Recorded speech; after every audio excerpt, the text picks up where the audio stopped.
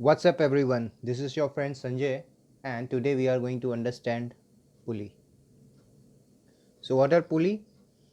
Pulley are device which can change the direction of your effort or which can act as a force multiplier. So I just note it down, plier. So pulleys are generally used to lift heavy loads. You will often find pulley in workshop. Now those who are not aware of pulley, the simple way of understanding a pulley is like if I am suspending a wheel with some rigid support. So this is my wheel. This is how a wheel generally looks like. Okay. So for this wheel, it is somewhat like this in appearance. Okay. And for this same wheel, if I am having a groove structure over here on its circumference, a groove structure to make sure that I can put a cable and the cable stays in that slot. So that sort of arrangement is a pulley. Okay. Now this was for those who are really not aware of pulley. I believe most of us know and have seen it somewhere. Okay. So this is how a pulley looks like. This is a rigid support and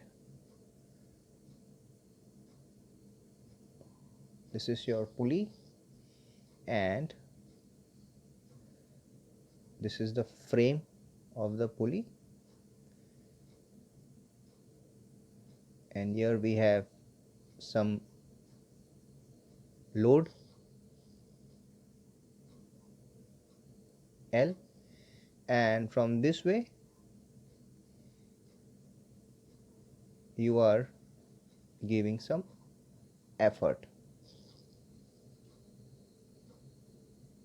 All right. So this point is the axis of the pulley, axis of rotation. So the pulley that I have drawn over here is nothing but a single fixed pulley. This is the basic kind of pulley that we have. And as per the definition, which says that pulley can change the direction of effort or which acts as a force multiplier, this one is only used to change the direction of effort. Okay. So let us consider T as the tension in this cable. So on this end of the pulley, your load is equals to the tension as per the law of physics. Whatever load you are lifting, the same would be the tension in this cable. And because you are pulling the same cable, the tension over here is T on the other end as well. So your effort E is equals to T.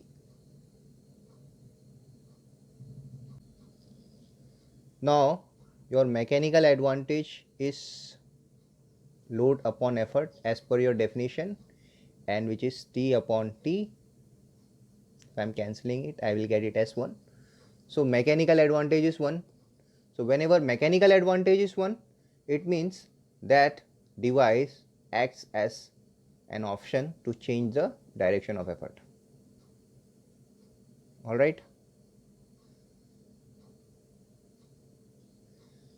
Velocity ratio in this case is nothing but distance of effort upon distance of load. So here what we can see, because it's the same rope, it's a one and same rope, so whatever distance it will travel over here, whatever distance it will displaced on this end, is the same distance by which it will be displaced at this end, because it's one and the same rope. So if I am pushing it by few meters, suppose 2 meters on this end, it will go upwards by, it will be displaced upward by 2 meter only.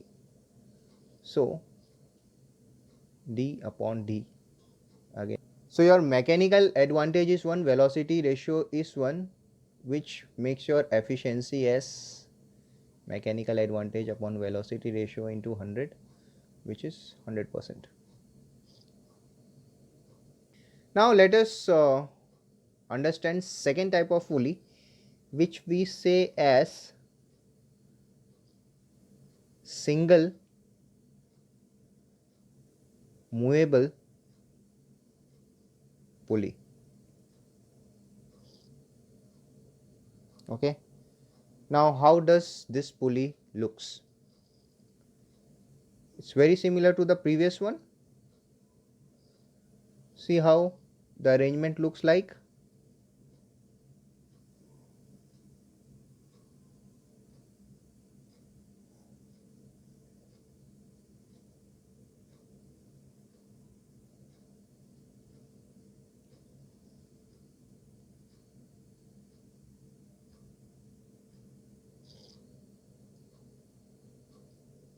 So this is how it looks like.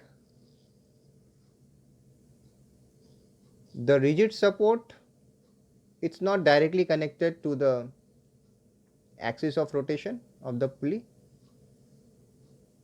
Okay. One end of the suspension is connected to the rigid support, the other end is where the effort is applied, and the axis is actually loaded with some weight. Okay. Now here in this case, to lift this load, half of the effort is being done by the user and half of the effort is given by the rigid support. So if suppose this is the tension of the load, where load is balancing your tension, this tension is splitted into half, T by 2 and here T by 2.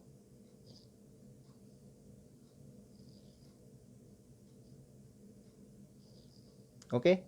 So your effort is T by 2 and load is T, as because only half of the load is lifted by this effort, other half is been lifted by this one, by the rigid support. So your mechanical advantage, which is load upon effort, is going to be T by T by 2, which is actually 2.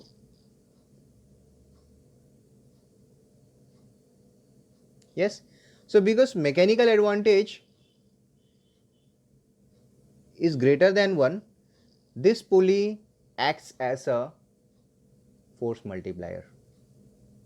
Because mechanical advantage is greater than 1, the pulley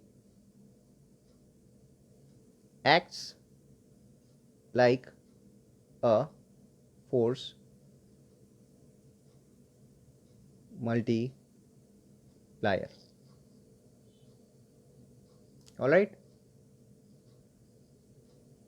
Again, talking about velocity ratio. Now, one can clearly see there is a fold of a string over here, right? So the distance by which the load will get displaced in upward direction, I write it displacement of load. Let that be equals to d. The displacement of the load is d, then the displacement of effort would be actually double of that. Why? Because it gets folded. So displacement of effort is 2d and displacement of load is d. Why? Because it gets folded. Alright. So my velocity ratio is displacement of effort upon displacement of load, Displacement of effort was 2d and displacement of load is d. dd gets cancelled and I have velocity ratio as 2, which will make my efficiency as mechanical advantage upon velocity ratio into 100. That is 2 upon 2 into 100, that is 100%. So in this case also mechanical advantage was equals to velocity ratio. In this case also mechanical advantage was equals to velocity ratio. And because of that efficiency is 100, efficiency is 100. This is the ideal case that we are seeing. Practically you will find little difference. It's not 100%. At least in this case it won't be 100%, and I will give you a reason later.